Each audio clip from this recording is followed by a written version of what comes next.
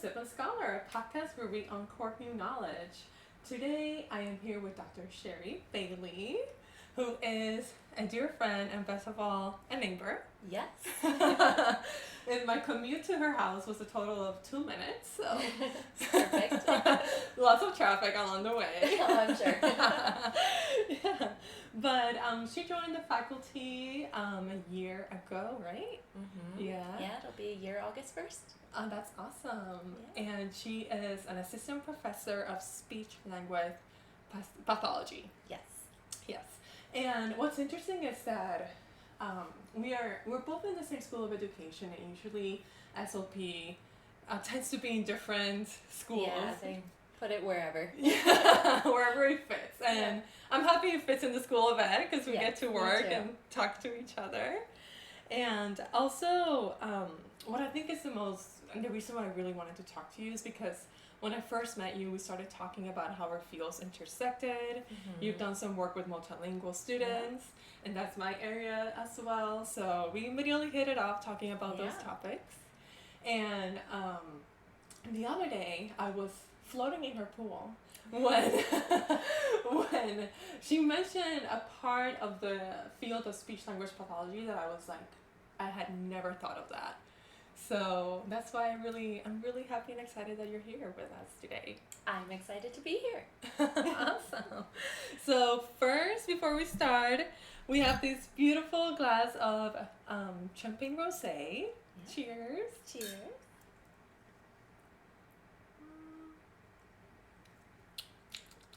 Oh, it's good for this hot weather. Yeah, that is very good. Yeah. Rosé. Okay, so the first question that I wanted to kind of talk about is just in general what the field of speech-language pathology does. When I first heard of this, my base knowledge of this was giving therapy to kids, right? And I remember when I first was a few years ago, I was talking to my cousin who is an SLP, and she was telling me that she teaches people how to swallow. And I mean, to be honest, the first time she said that, I was like, what? You know what I mean. I was like, oh, sure, that's fun. Teach about penetration, all of that. Yep, that's part of swallowing. Yeah, so I was like, oh, okay. And it really opened my mind to, okay, so what I thought SLP was is not all of it, right? Yeah. So can you tell us a little bit about what speech-language pathologists do? Yeah, so the scope is huge, and it's actually something that I've recently had several conversations with colleagues about, how we have such a wide scope that it's impossible to teach in a 2-year master's program. We are trying to rearrange the curriculum, and it's like, how do you fit everything in? So there are 9 areas of speech-language pathology. 9? They're called the Big 9. Oh.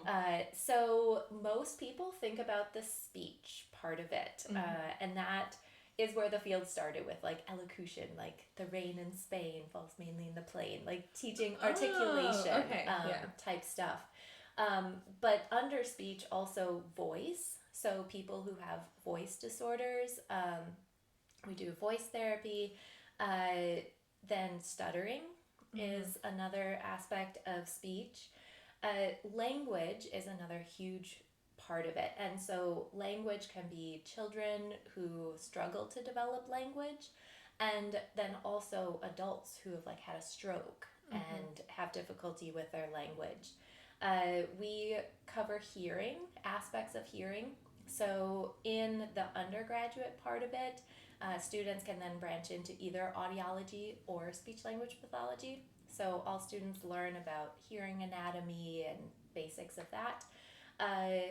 Another aspect is swallowing, like you mentioned.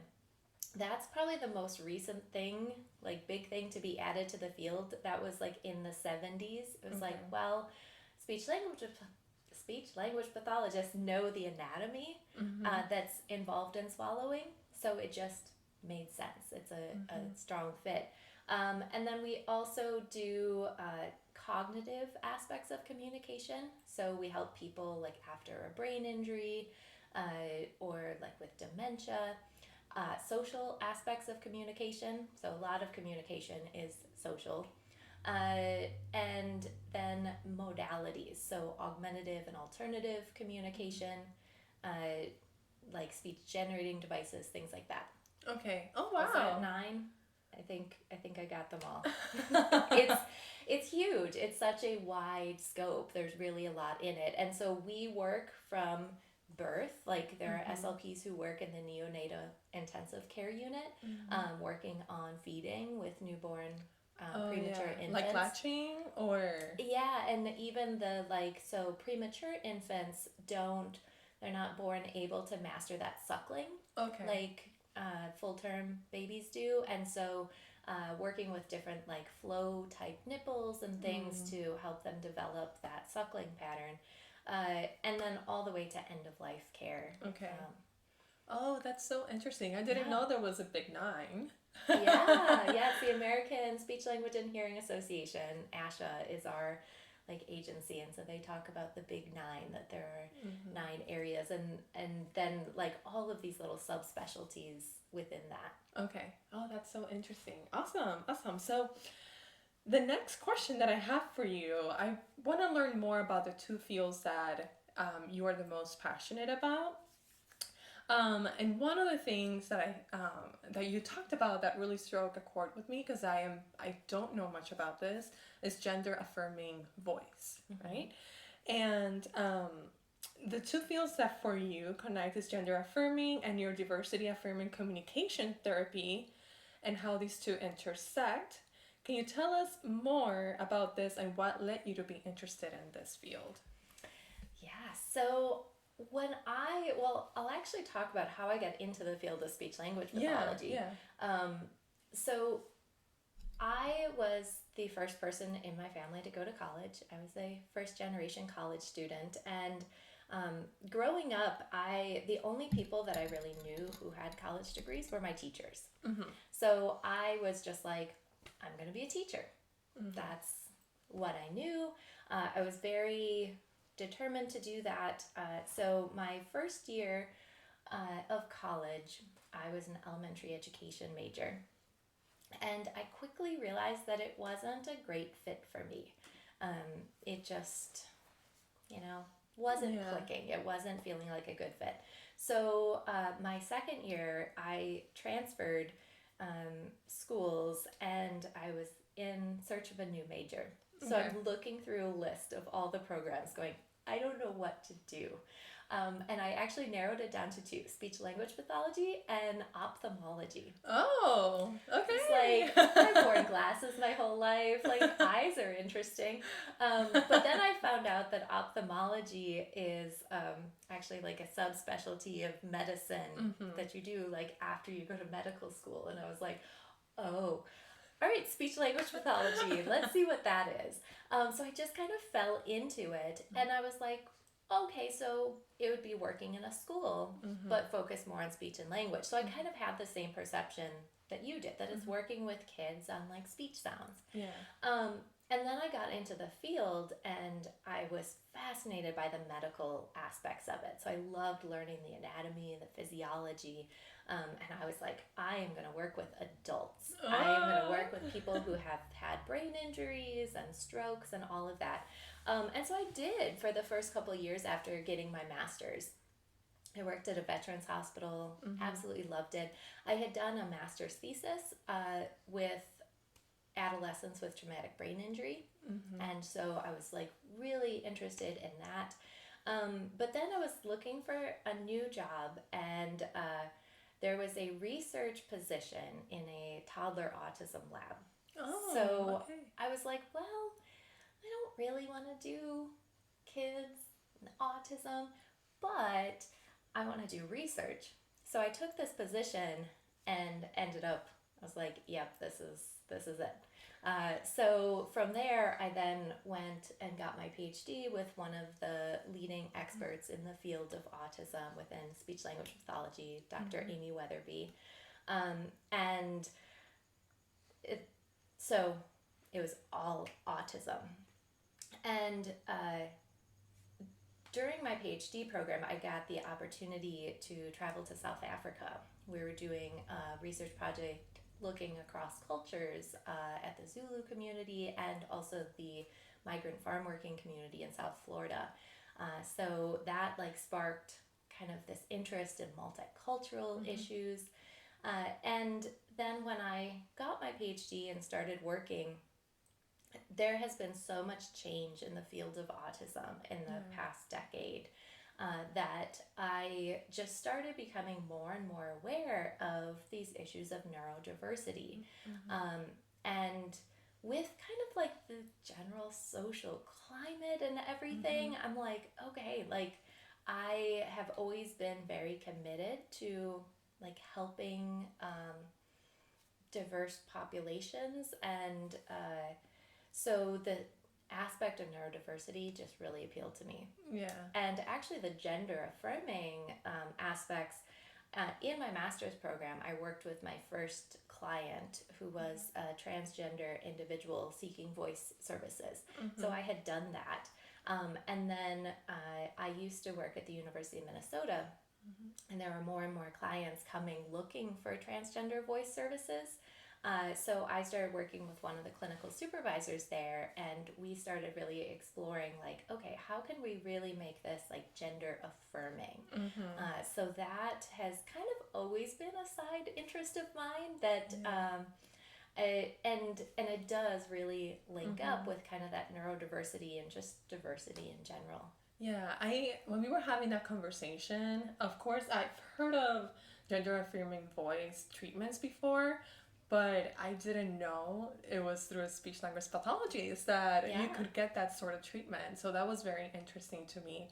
And to be honest, like the scope of knowledge that I had about that was pretty much like, oh, I thought you would take some sort of pill that would help transition your voice. Is that the case? Or is it all work related with the SLP? It kind of depends.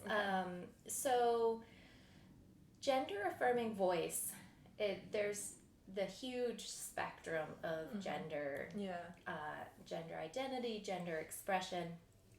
In terms of the like physical aspects of it, the physical characteristics that can be changed are related to the influence of testosterone in the body. Yeah. So individuals who have increased testosterone, whether it's going through puberty and they experience that dose of testosterone, or if they take testosterone as a supplement, testosterone has an effect on the vocal folds. Yeah. And so testosterone will lower the pitch of the voice and will kind of make some physical changes.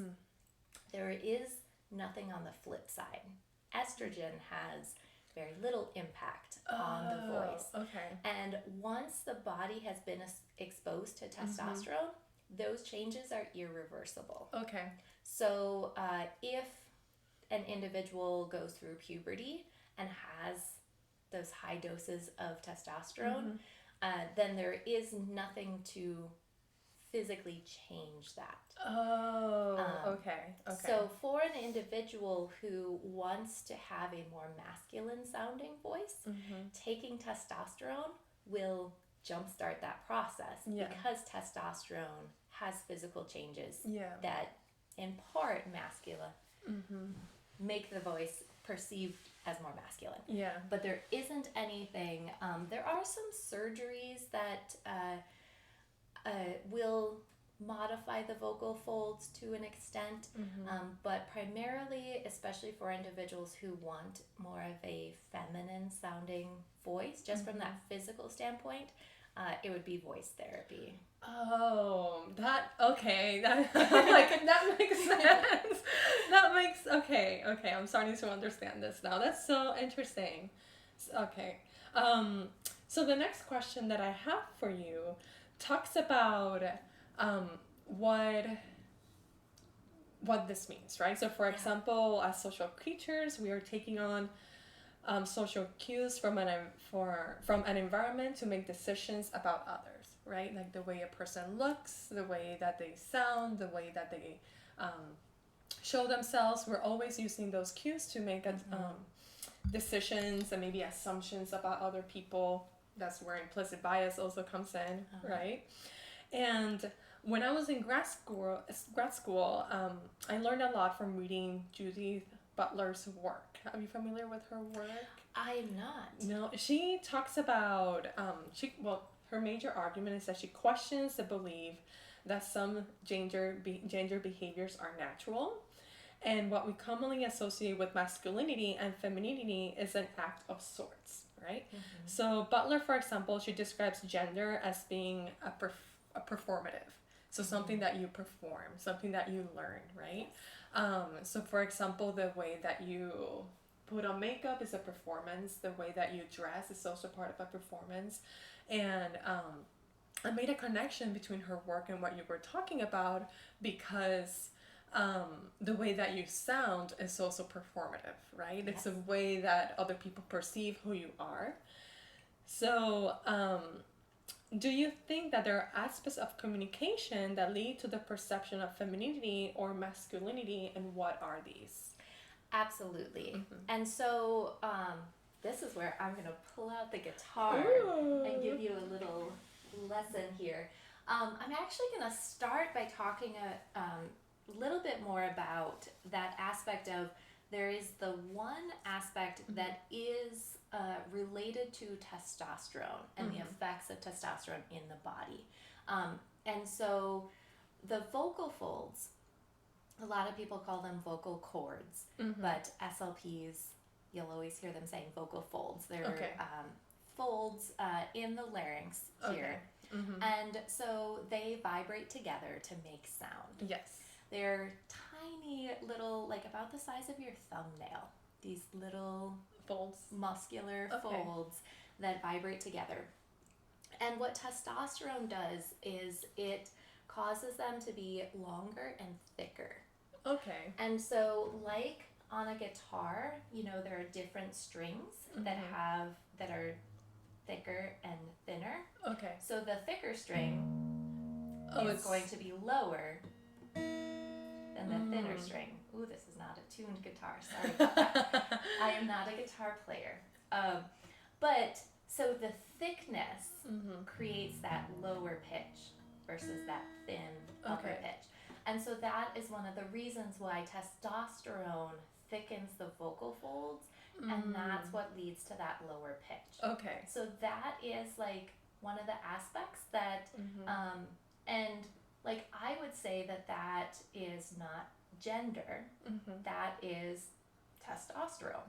And it's not even sex, it's people who have testosterone that thickens their vocal folds. Yeah. There'll be that anatomical difference.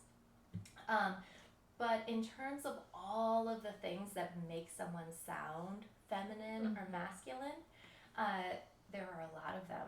And one of them has to do with the guitar, which is why I have it. That when, like, if I were using an electric guitar and plucking these strings, you would just hear a little plucking noise. Yeah. But the guitar, the reason that you hear the sound you do is the space inside here. So the body of the guitar resonates the sound waves coming from this plucking, and so it creates that rich sound. That's what we do when we speak. So we have this vibration of our vocal folds. If you took the vocal folds out, they would kind of sound like plucking a string. It's just a sound. But we use the space in our chest, our throat, our head to vibrate those sound molecules. One of the things that speakers who are perceived as more masculine do is they tend to speak more in their chest. So it's not an issue of pitch. It's like you can put your hand here on your chest and go, and feel it. And so that is a more masculine sounding way of talking, that people perceived as masculine tend to talk more with that chest resonance. Okay. Speakers who are perceived as more feminine tend to speak with a more forward resonance. And so if you like put your fingers up here and go like, you feel that buzz. Yeah. So feminine speakers tend to use more of that forward resonance. And so if you go like really stereotypical, it's like that, oh, hello, how are you? Versus the like, yeah, bro, dude. Yeah. Like that very testy resonance. And so actually when we do gender affirming voice treatment, that's actually where we start. Is if somebody wants their voice to sound more feminine, is to work on more of that forward resonance. Oh, interesting. So beyond that, so like those are kind of some of those physical things, but then there are also some of these performative communication things like you were talking about, like the use of gestures, like how we talk with our hands, how much we vary our intonation. So the like monotone kind of talking versus a lot of inflection. Even the like articulation, like how crisply consonants are produced. So there's all of these factors that go into our perceptions of like that kind of those judgments we're making about, does this person seem feminine or masculine?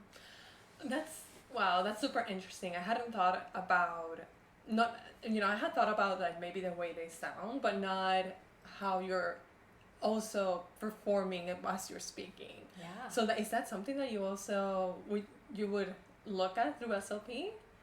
Yes, and that's one of those things where I'm talking about like the intersection of what I do, and I think why gender affirming communication services are so interesting to me is it's a huge social communication piece. And so through my work with autism, like I focused a lot on like nonverbal communication. So like using gestures and using intonation, things like that. And it's all of those features that subtly make up how we perceive gender. And how you perform gender, right? Exactly, So, okay, that's very interesting.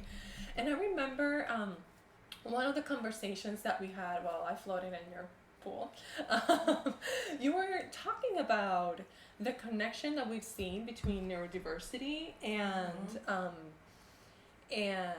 this type of treatment. So can you talk gender diversity. And gender diversity, And I had never thought about if there could be a connection between neurodiversity and gender diversity.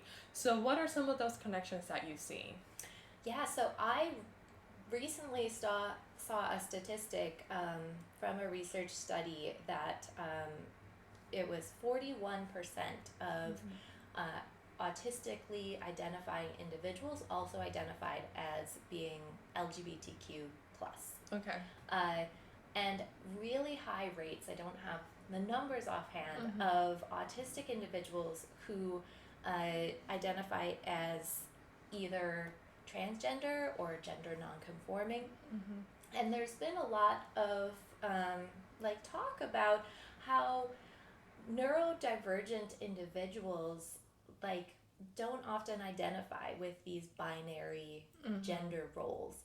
And it's one of the things that they often feel like they don't fit in the neurotypical world, and often feel they don't fit in the kind of like gender binary roles. So there is quite a bit of overlap.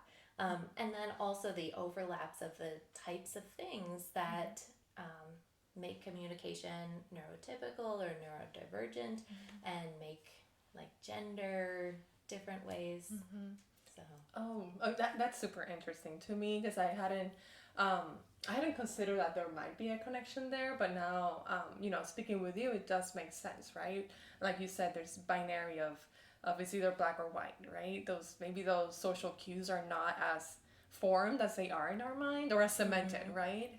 Yeah, okay, that's very interesting. So the next question that I have for you, let's say if someone's interested in gender affirming voice treatment, what does that process look like? So oftentimes oftentimes I'll say a lot of individuals just go to the web. There are like training videos and different things, which can be helpful. And a lot of individuals, like that's what they do, is they practice on their own. One of the things that is really good about, especially if somebody wants to pursue a more feminine sounding voice, if they work on pitch and try and like increase their pitch and talk higher, what happens is they often end up really tensing their muscles to make it happen. So that's where the gender affirming voice services can really help with like how can we do this in a like way that makes sense anatomically. In gender affirming services, my first step is talking to the person. It's like a holistic process, and talking about what are their goals, because for a lot of people, you know, who are anything out of those binary genders, whether they're transgender, gender non-conforming, non-binary, their goal isn't necessarily to sound like an ultra feminine speaker or an ultra masculine speaker. And so we start by identifying speakers that they like would want to sound like. And so kind of setting those targets, setting the goals, and talking through all of the different aspects. So pitch, resonance, articulation, gestures, inflection, and kind of looking at what do you want to work on. So it's really fun because it's working with them to decide like what are our targets going to be, and then working through those things. And I will say that the hardest part for the individual seeking gender affirming voice or communication therapy is that the big part of it is outside of the clinic room.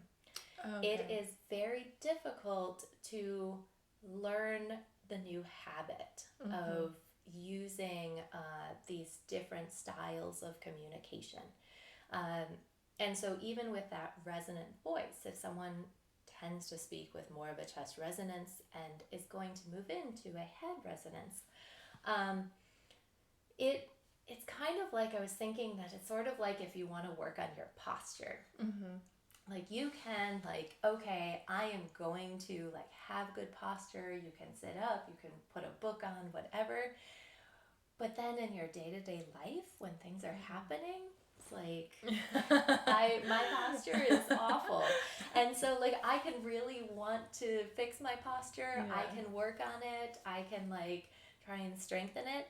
But until it becomes something habitual that you're not even thinking about, it's really challenging. And so there's a lot of practice outside of the clinic room to really like make those new things feel automatic.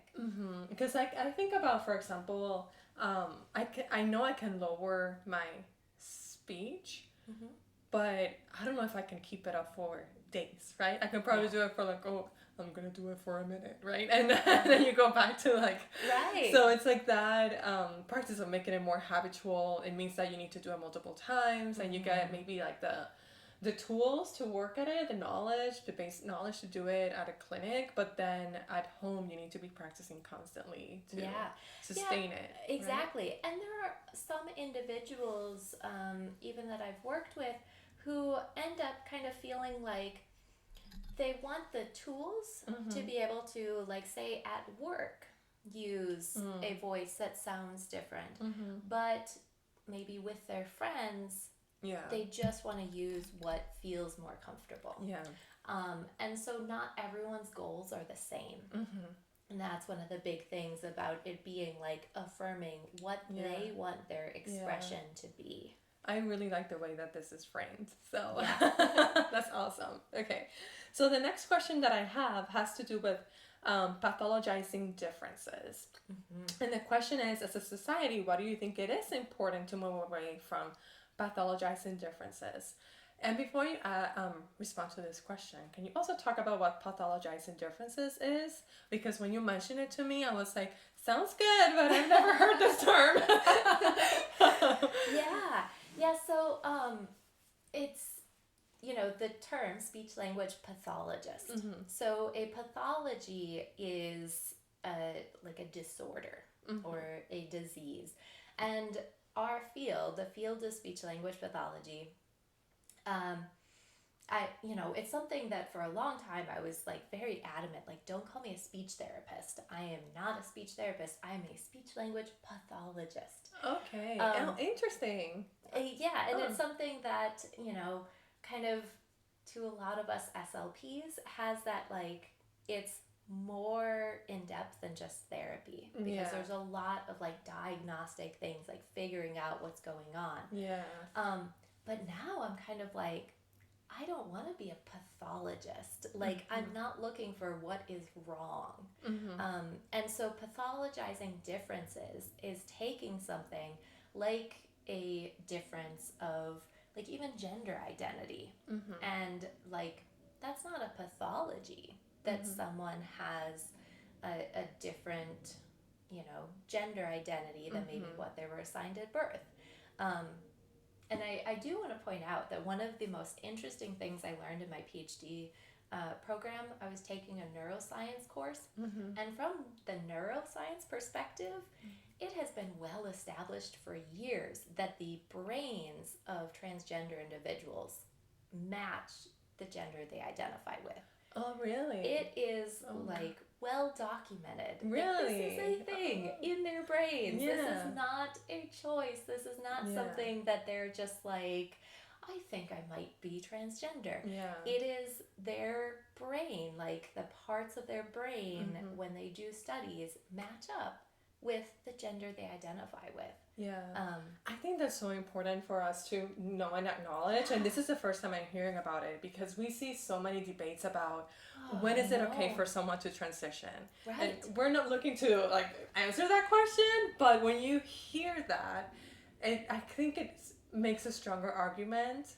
Absolutely. As to why someone might want to transition at an earlier stage of their life. Absolutely. I think it's something that needs to be talked about more, is that, like, let's catch up with neuroscience, because the field of neuroscience has for a long time demonstrated that it is a brain difference, that their brain, and there's even like been studies that have shown that it like has to do with like estrogen exposure at certain times or whatever. But it is, if we had better technology for like brain scans or whatever, we could like maybe even say, yep, your brain says you're transgender. But we need to believe people when they say this is how my brain is. I hear so often like, we can't let someone transition between X arbitrary age, because what if they're confused? Or what if it's a stage? Or is it now, it's popular now to be this, so that's why they want to do it, right? Which, in my mind, those arguments really don't make any sense, because who would want to go through this process for a trend? Oh, I know. Yeah. Right? But what you're saying, I think, makes a really strong argument too, as to why we really need to be supporting people who are asking for this type of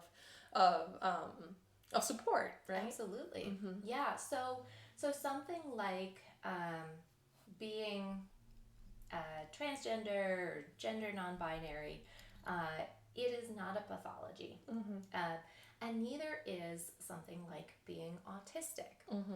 So more and more research has come out to show that autism is a difference in the brain. That even studies show that there are brain differences before birth, even in utero. So it is not something that people develop. People are born with an autistic brain. And those differences, some might present challenges, some are really beneficial, but it is just a different brain. And so it's a different type of thinking. And so autism itself, and so someone being autistic, it is not a disorder. it is not something that is wrong with them. And that's where we, and even I'll call out my field, we often pathologize. We turn something that is a difference into a disorder, into something that needs to be fixed or worked on. And so that is something that has really, like, the more and more I learn about these things, I'm like, I don't want to be a speech language pathologist. I don't want to be that person saying there's something wrong with you and I can fix you. Like, if you have a new idea for what I can call myself, or your listeners, what should I call myself? But I just don't like that pathologizing. That is so interesting. And when I'm learning so much from this conversation, because another argument that I've heard a lot, and I even have friends who haven't, and I know this was like I know this is proven a myth, but it's a myth that's still very well believed on, is that vaccinations can cause autism, right? And when you're saying that you can see the difference in the brain even from conception, like inside the mother, what I mean by that is that really is a strong argument that no, like there's no connection between getting vaccinated and having autism. Right. And that, I mean, I even have close family members who have, like, they tell you, like, you should probably wait out for that vaccination. I'm like, I'd rather have my daughter safe than not vaccinated, right? Yeah, it is a very persistent myth, and we could have an entire podcast episode about vaccines and autism. There have been millions and millions of dollars invested into researching vaccines and autism. It has been more research than anything else, and not a single study has found any sort of link. So it just takes one person to spread this myth that caught on fire. The myth is, and again, I don't know how much time we have. I could tell you all about how that myth started. It's crazy stuff. But it carries on. It carries on, it does. And to this day, we are making very important decisions about our child's well-being based on a misconception that there is. And that's very widely believed because, like, now that I have a daughter, 2.5-year-old daughter, where she went through the whole process of vaccines, the amount of people that told me to either wait or that they were waiting for their own child, and it was very surprising to me, and to each their own. But at the same time, I'm like, oh, you're making a very big decision about like the health of your son or daughter, of your person, based on a misconception. And I know a lot of autistic people. So my youngest nephew, hey Alex, I'm gonna make you listen to this. So he's 23. He is the general manager of a restaurant. He's autistic, and it, like, him and others I've talked to have expressed kind of sentiments of, you would rather risk your child dying than being like me. And, like, that's just horrible. This idea that there's so much stigma around autism that parents would risk their child getting a disease that could kill them because there's so much fear that they will get autism. That's such a good point. And something that I do want to mention that I think we've been doing a good work on, especially in our fields, and I think in generally the community I'm seeing, that we are framing it differently than, for example, X person is autistic, or for example, David is autistic to David has autism, right? So, and I think that's very important because we're starting to at least not make this what the person, like, the only thing that they are, right? Yeah, absolutely. And so, this connects to that pathologizing differences that the using person first language, so Yeah. a child with autism. Mm-hmm. That came from a very genuine place of like wanting to center the person, like that they're a person first and foremost, and they have autism. But what that does is that makes autism something they have. And that in itself is pathologizing. It's making it like, this is the disorder that you have. Like, you are a person with a cold. Like, you have a cold and you have autism.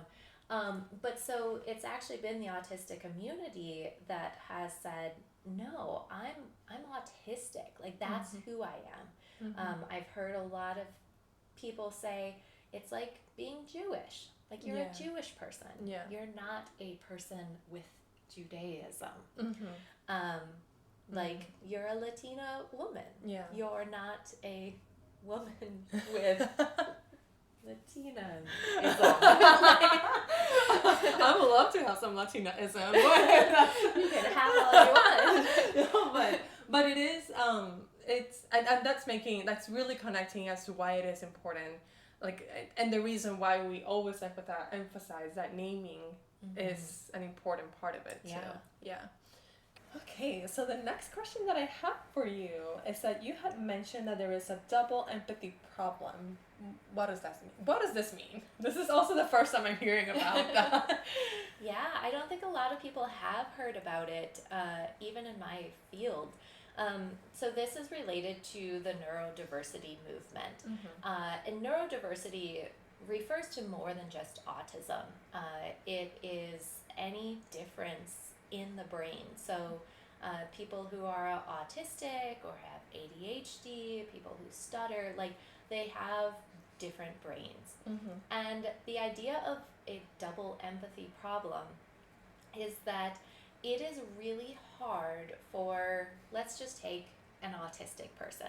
It is hard for them to empathize with neurotypical people, to really understand why people do the things they do, to kind of understand their communication, understand where they're coming from.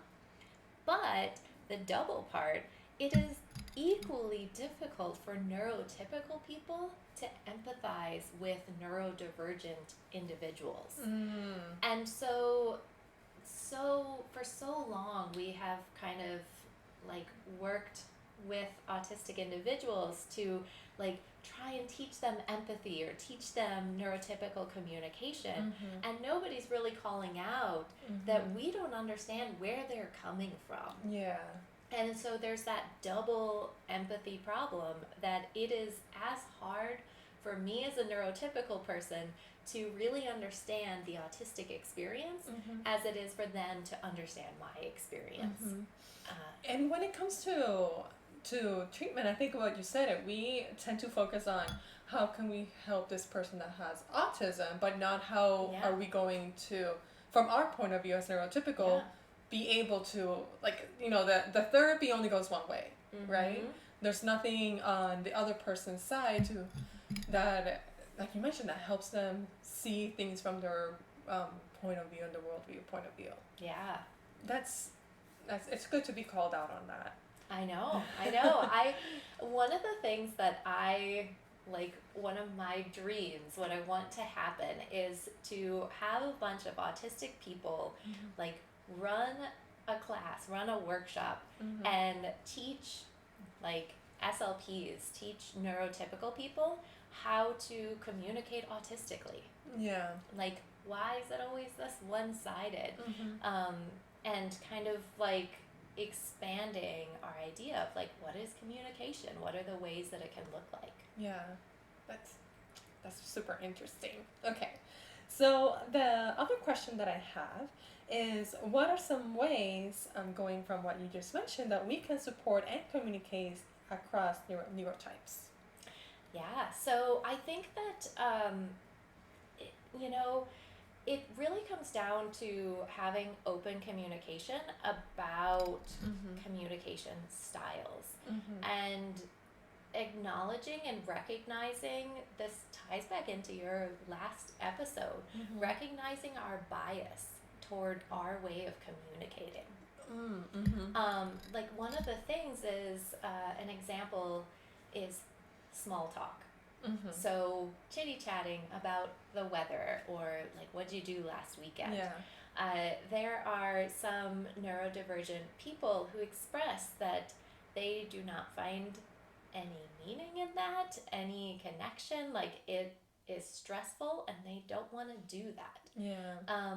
And so it's again kind of that like, well, we could teach autistic children how to participate in small talk, or we could think about, do we need to have small talk?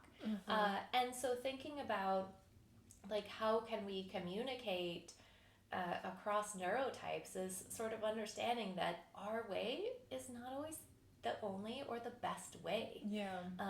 And so thinking about like, do you need to have small talk at meetings, like work meetings? Like that's a perfect opportunity of like going through an agenda and then saying like, okay, the meeting is over. Like if you want to stay and chat, you can. But that is something I've heard from some like neurodivergent professionals that that time in the meeting where the agenda is done and everyone continues to talk can be really stressful. Yeah. And so just being more aware of those biases that we have to communicate the way we're used to communicating. That's very interesting. And I remember one thing that someone who was from another culture told me, which I hadn't realized, right? Because there's also differences in the way that we communicate across cultures, absolutely, right? Yeah. And one thing that we do here in the US is that, for example, I might ask you, hey, how are you doing? And the response should, like... The response is, okay, I'm okay, great, good, fine. And you could be breaking inside, right? Yes.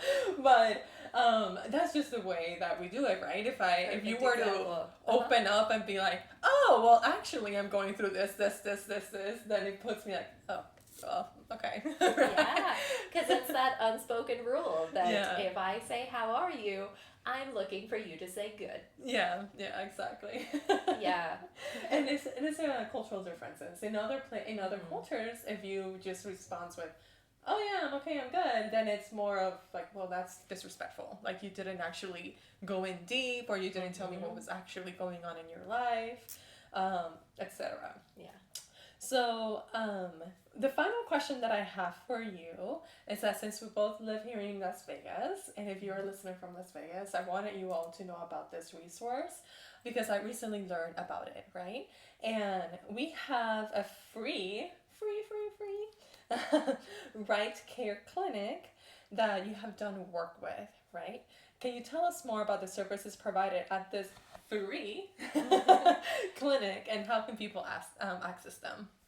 Yeah, and I'll actually tell you, I don't think you know, that the Scottish Rite of Las Vegas has generously donated money to our program to cover the services both at our Right Care Clinic and at our on-campus clinic. We also have a speech-language clinic at the Nevada State University campus.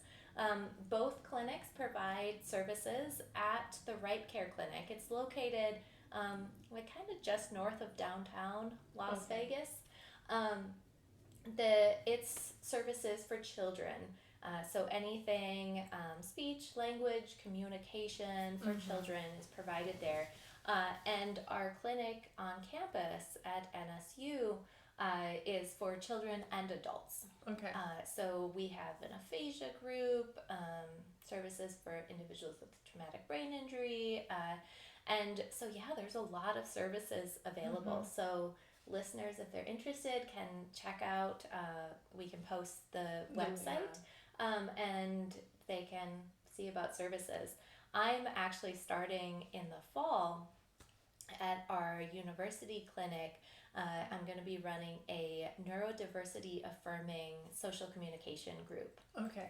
So working with high schoolers who are neurodivergent, and kind of like addressing some of these things that we're talking about, Mm-hmm. talking about some of those hidden rules of neurotypical communication.